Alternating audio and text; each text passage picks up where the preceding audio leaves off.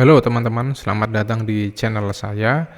Kamu yang masuk ke video ini berarti kamu sudah pernah lihat video saya sebelumnya tentang aplikasi bengkel yang versi pertama.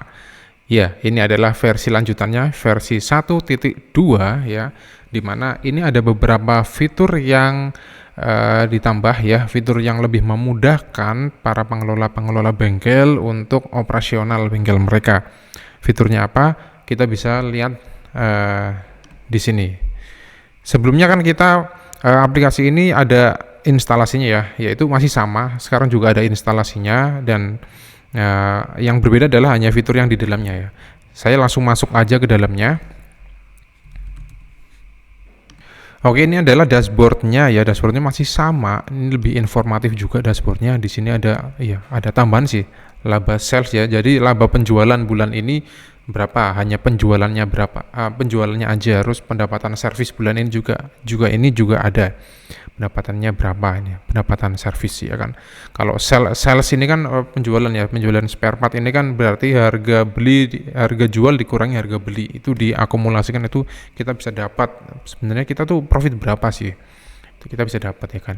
Di sini menu-menunya juga sudah sama ya, masih sama. Yang bedanya adalah di sini di penjualan, di sini ada fitur pencariannya ya, pencarian. Nah, spare partnya apa, itu ada pencarian di sini. Cari spare part ya. Nah, cari spare di sini ada. Kenapa kok ada? Ini diperlukan sekali ya, karena spare part kan banyak ya. Kalau orang scroll satu-satu itu pusing. Jadi kita bisa cari aja di sini ya kan. Oli mesin misalkan. Di sini ada. Spare partnya itu apa aja di sini? Di sini tuh spare partnya kita bisa tambahkan ya, bisa tambahkan banyak. Ini baru satu sih karena baru rilis ya kan. Ini bisa kita tambahkan misalkan spare partnya yang lain lah. Kita tambahkan lagi lah P002, nama spare partnya misalkan ban apa ya, ban Bridgestone misalkan ya. Pilih kategorinya ban. Nah, kategori ini juga bisa kita tambahkan ya, nggak cuma ini ya. Tambahkannya ada di sini nih kategorinya nih. Nah, di sini kita bisa tambahkan halamannya kayak apa sih. Halamannya masih sama, kalau kategori itu masih sama kayak yang versi 1. Kita bisa tambahkan kategorinya, dan ini adalah spare partnya ya kan, stoknya berapa, misalkan 50. Ini di sini perlu diisi ya, harga belinya berapa, harga jualnya berapa, karena untuk men-tracking labanya kalian itu berapa. Harga belinya misalkan 450.000, jualnya 550.000. Ya, di sini ada ban Bridgestone ya. Saya lanjut ke penjualan. Di penjualan ini kita bisa mana ya? Oke. Penjualan di sini ya, penjualan. Cari spare partnya. Ini langsung muncul ya, ban Bridgestone itu langsung muncul. Coba isi aja ya, isi. Di sini juga pelanggan sudah ada nih, pelanggan 1, pelanggan umum ini sudah ada pelanggannya. Pelanggan itu bisa ditambahkan di sini ya, pelanggan. Di sini. Jadi data pelanggannya itu apa? Misalkan, malas nih data pelanggan, saya pengen langsung transaksi aja lah, langsung. Ya nggak apa-apa, data pelanggan ini tetap harus diisi ya. Misalkan pengen langsung transaksi ya, isi aja satu pelanggan umum gitu ya kan. Nanti di sini tinggal kita klik aja pelanggan umum gitu ya. Jadi simple ya. Tapi kalau kalian misalnya pengen men-track pelanggannya itu siapa, misalkan kalian ingin ada engagement sama customer, kalian bisa ya mengisikan pelanggan ini, karena pelanggan ini sangat lengkap ya. Ada nomor HP-nya, email, dan alamatnya di mana. Kita untuk engagement kedepannya sama calon-calon customer. Saya lanjutkan lagi, di sini ada misalkan saya isi nama pelanggannya apa, tanggal transaksinya tanggal sekarang, langsung kita submit aja ya. Mana? Oh, di sini, sorry, ini ada 2 tab yang kebuka. 1 ya. Dan di sini ada tambahannya ya, jumlah yang dibayar itu berapa. Ini fitur simple tapi kadang diperlukan. Ya, misalkan kita punya kasir ya kan, ya kali ya, kasirnya harus nginput kalkulator. Ini kan udah otomatis ya kan kalkulator. Misalkan yang dibayarkan 600.000 lah. Nah, kita bisa tahu kembaliannya ya 50.000 gitu kan ya. Kita tanpa menyingkirkan kalkulator ya, kita bisa langsung di sini aja. Kita langsung simpan aja penjualannya. Ya, otomatis ya. Di sini informasinya juga. Nama informasi bengkelnya apa, ini alamatnya bengkelnya kalian di mana, dan nomor telepon. Nah, ini gantinya di mana sih? Ini gantinya ada di sini nih, di admin di pengaturan. Kayaknya yang versi pertama kan juga belum ada kan ya untuk pengaturan ini ya. Nah, di sini udah dilengkapi ya kan. Nama bisnisnya namanya misalkan bengkel ya. Bengkel paling maju gitu ya.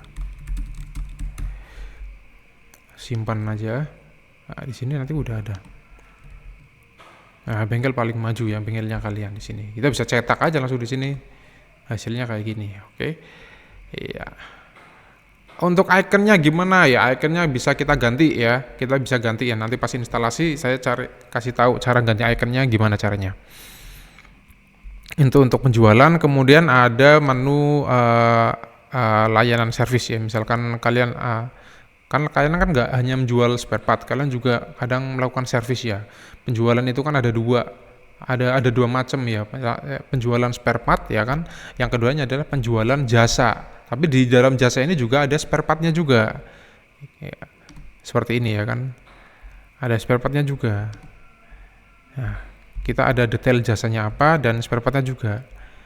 Untuk detail jasanya ini, yang sebelumnya, yang versi pertama ini kan kita input ya kan, input text base ya kan, input jasanya apa, harganya berapa. Yang sekarang kita ada template-nya, template jasanya, jenis-jenis servisnya kita ada di jenis servis ini kita bisa diisikan manual ya kan. Saya sudah mengisikan ini overhaul service berkala. Nanti otomatis di dalaman data service ini otomatis akan bisa dicari. Ya.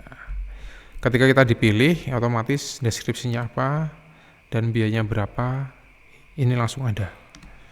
Kita misalkan 2 ya.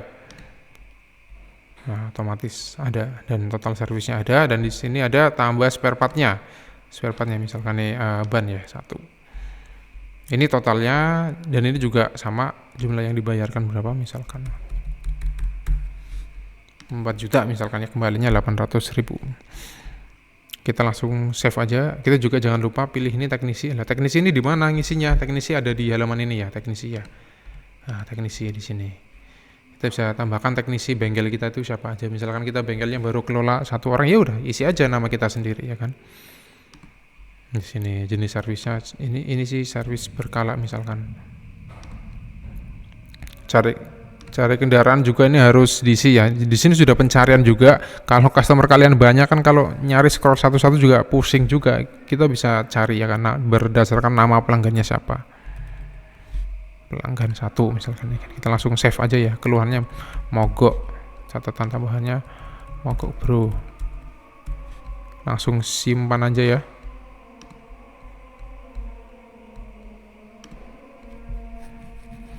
Oke, data ini juga bisa kita cetak ya, seperti biasa cetak invoice-nya seperti ini. Oke, mantap ya. Oke, ini aplikasi bengkel ya versi 1.2. Jika kalian berminat, jika kalian ingin upgrade juga, kalian bisa hubungi aja ya. Nanti saya akan support, atau misalkan ada tambahan untuk saran atau fitur ke depan untuk lebih baik lagi aplikasinya, kalian bisa tulis kolom komentar di bawah ini. Oke, sekian dari saya. Terima kasih.